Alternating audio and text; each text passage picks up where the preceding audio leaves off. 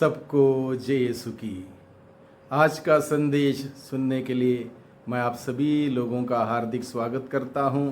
आज जुलाई की 21 तारीख है, मंगलवार का दिन है और आज के दिन में हम सबों के लिए मनन चिंतन करने के लिए विषय दिया है संत मती के द्वारा रचित सुसमाचार अध्याय 12 पद संख्या 46 से 50 का प्रसंग है। छोटा सा प्रसंग है, बहुत ही महत्वपूर्ण प्रसंग है। इस प्रसंग के द्वारा प्रभु हम सबों को संदेश देता है। प्रभु यीशु के परिवार का सदस्य बनने का निमंत्रण है। प्रभु यीशु के परिवार का सदस्य बनने का निमंत्रण है। इस प्रसंग में यहाँ पर हम देखते हैं ईसा लोगों को उपदेश दे रहे थे और उनकी माता और भाई आए। जब प्रभु यीशु मसीह लोगों को शिक्षा दे रहे थे उस वक्त उनकी माता और उनके भाई लोग आए।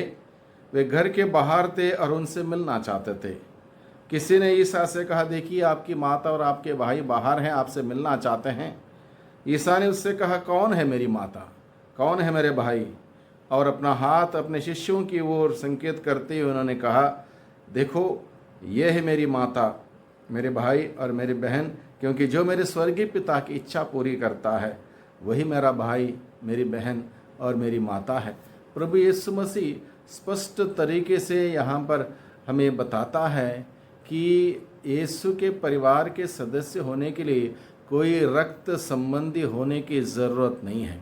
यीशु के परिवार के सदस्य होने के लिए रक्त संबंधी होने की ज़रूरत नहीं है, बल्कि स्वर्गीय पिता की इच्छा पूरी करना ज़रूरी। इसलिए प्रभु ने कहा, जो मेरे स्वर्गीय पिता की इच्छा पूरी करता है वह मेरे भाई हो सकता है, मेरी बहन हो सकता है, मेरी माता हो सकती है।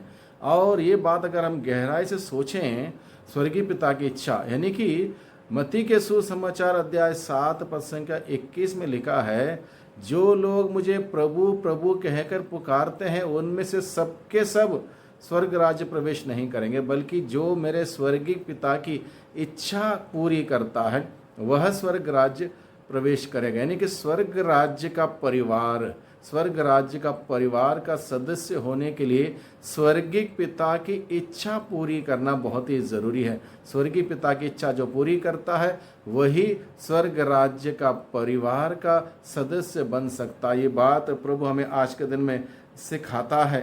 प्रभु यीशु कहता है, जो मेरे स्वर्गीय पिता की इच्छा पूरी करता है वही मेरा भाई बहन और माता हो सकती है। प्रभु यीशु के अनुसार परिवार का सदस्य होने के लिए हमें किसी प्रकार से रक्त संबंधी होने की ज़रूरत नहीं है, बल्कि ईश्वर की इच्छा पूरी करना बहुत ही ज़रूरी है। क्या आप यीशु के परिवार में हो या उसके बाहर हो? आज के दिन में मनन चिंतन करने के लिए विषय हम सबों के लिए ये है, क्या मैं यीशु का परिवार का सदस्य हूँ या परिवार से बाहर हूँ? परिवार का सदस्य होने के लिए स्वर्गीय पिता की इच्छा पूरी करना। अगर ऐसा नहीं करेंगे, यीशु के परिवार का सदस्य मैं नहीं हूँ। सबसे बड़ा सौभाग्य की बात यह होगी कि मैं यीशु के परिवार का सदस्य बन के जीऊँ इस धरती पर। यह बड़ी महत्वपूर्ण बात है। ईश्वर की इच्छा पूरी करना ईश्वर को जानने से बढ़कर है। ईश्वर की इच्छा पूरी करना ईश्वर को सिर्फ जानने से बढ़कर है। ईश्वर की इच्छा पूरी करने का मतलब क्या है? ईश्वर की इच्छा पूरी करने का मतलब क्या है? केयरिंग फॉर एल्डरली पेरेंट्स, यानी कि घर में बूढ़े माता पिता हैं, उनकी बड़े प्यार से देख रेख करना, यह ईश्वर की इच्छा पूरी करने के भांति है। प्रोटेक्टिंग द पुअर, कोई गरीब लाचार कंगाल है या विधवा, उनकी सहायता करना, जैसा भी हो सकता है सहायता करना, यह ईश्वर के परिवार के सदस्य होने का लक्षण है। Speaking the truth with love, हमेशा सच बोलना, बड़े प्यार से गर्व के साथ सच बोलना, सत्य के लिए खड़े होना, यह ईश्वर की इच्छा पूरी करने के भांति है। फॉरगिविंग व्हेन इट हर्ट्स, यानी कि आपको दुख दर्द मिला है तब भी आप क्षमा करने के लिए तैयार हैं, तत्पर हैं, यह है ईश्वर के परिवार के सदस्य होने का लक्षण। रिमेनिंग ऑनेस्ट इन बिजनेस, यानी कि ये ईमानदारी बरकरार रखना, जहाँ कहीं भी जाएंगे आएंगे उठेंगे बैठेंगे कामकाज करेंगे वहाँ पर हर प्रकार से ईमानदारी बरकरार रखना ईश्वर के सदस्य होने का लक्षण है। इस प्रकार से बहुत सारी ऐसी बातें हैं। अपने जिम्मेदारियों को बाखूबी निभाना, समझना ईश्वर के परिवार के सदस्य होने का लक्षण है।